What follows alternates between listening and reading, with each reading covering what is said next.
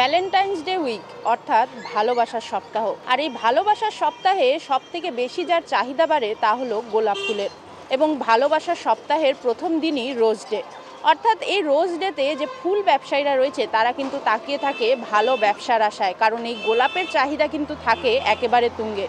ভালোবাসার মানুষটিকে এই গোলাপ দিয়ে নিজের ভালোবাসা প্রকাশ করে থাকেন প্রেমিক প্রেমিকারা। এবং এই উপলক্ষে কিন্তু দেখা যাচ্ছে যে বাজারে যে গোলাপ তা কিন্তু একেবারে ছেয়ে রয়েছে।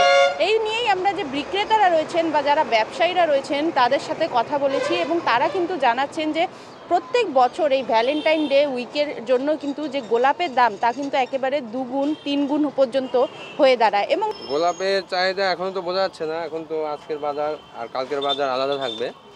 তো কালকে সকাল থেকে দেখা যাক কেমন হয়, গতবারের তুলনায় এবার কি হবে ওটা এখনই বোঝা যাচ্ছে না। কিছুটা রাত্রে বোঝা যাবে, কারণ অনেকে রাত্রের দিকেও নিয়ে যায়। আমরা তো জাস্ট এখন মালটা নিয়ে এসে দোকানটা কমপ্লিট করলাম। দেখা যাক রাত্রে কাস্টমার আসলে পরের দিনটা আমরা মোটামুটি বুঝে যাই। বিক্রি মোটামুটি ভালোই হয়, খারাপ হয় না। কেউ 1টা 2টা, কেউ হয়তো 10টা, কেউ হয়তো 15টা, কেউ 25 তারিখ ধরি 25টা, সেই হিসাব করে নিয়ে যায়। গোলাপের চাহিদা এখনও শুরু হয় না, হবে। গোলাপের চাহিদা থাকবে, গোলাপের চাহিদা প্রতি বছর থাকে। রোজ ডেতে রেড কালারটাই অবশ্যই সবসময় বেশি যায়, রেড কালারই চাহিদা বেশি।